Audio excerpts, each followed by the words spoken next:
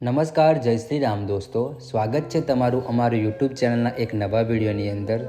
જો તમે જીવનની અંદર કંઈક નવું જાણવા માગતા હોય તો આપણી આ યુટ્યુબ ચેનલને હાલ જ સબસ્ક્રાઈબ કરી દેજો.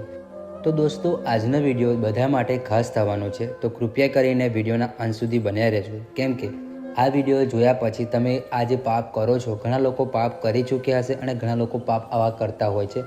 તો આવો પાપ ના કરે તે માટે હું તમારી માટે આજનો વિડીયો લાવ્યો છું. કેમ કે બાળ હત્યા, તમે ઘણા લોકોએ જોયું હશે કે બાળકનો જન્મ થતાં પહેલાં એ ગર્ભ ધરાઈ દે છે.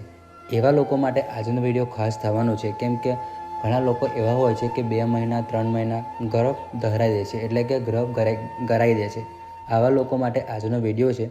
તો વિડીયોના અંત સુધી બન્યા રહેજો અને આવા જ વિડીયો જોવા માટે આપણી યુટ્યુબ ચેનલ સબસ્ક્રાઈબ કરી દેજો, આ વિડીયોને લાઇક કરી દેજો.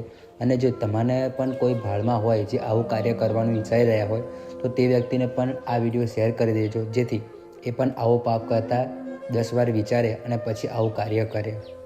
કેમ કે બાળકનો જન્મ થતાં પહેલાં કેવી રીતે બાળકનો જન્મ થાય છે એના વિષય પર આજનો વિડીયો છે. તો વિડીયોના અંત સુધી બન્યા રહેજો. તો દોસ્તો, ચાલો જાણીએ આ બાળકના જન્મની પ્રક્રિયા. તો સ્ત્રી અને પુરુષના મિલન પછી એક રાત્રિના કલલ અને 5મી રાત્રિએ પરપોટો થાય છે.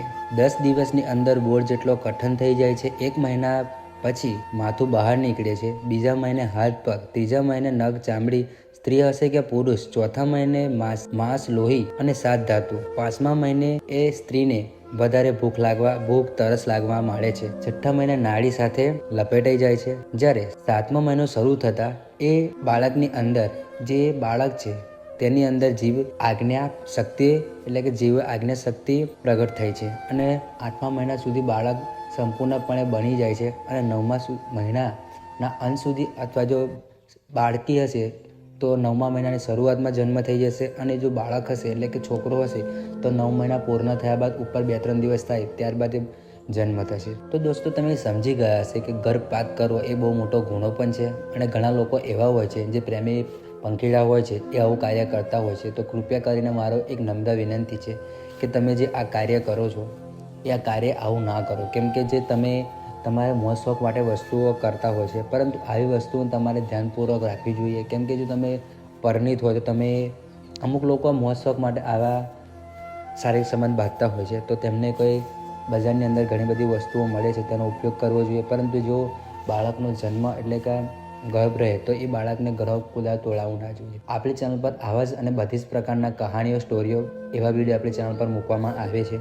તો આપણી ચેનલને હાલ જ સબસ્ક્રાઈબ કરી દેજો. અને દોસ્તો, આ વિડીયો તમને કેવો લાગ્યો એ તમારો અમૂલ્ય અભિપ્રાય અમને કમેન્ટ બોક્સમાં આપજો, જેથી તમે લાઇક કરો છો, કમેન્ટ કરો છો. અને ઘણા લોકો એવા છે વિડીયો જોવે છે ખરા પરંતુ વિડીયોને લાઇક નથી કરતા અને આપણી ચેનલ સબસ્ક્રાઈબ પણ નથી કરતા.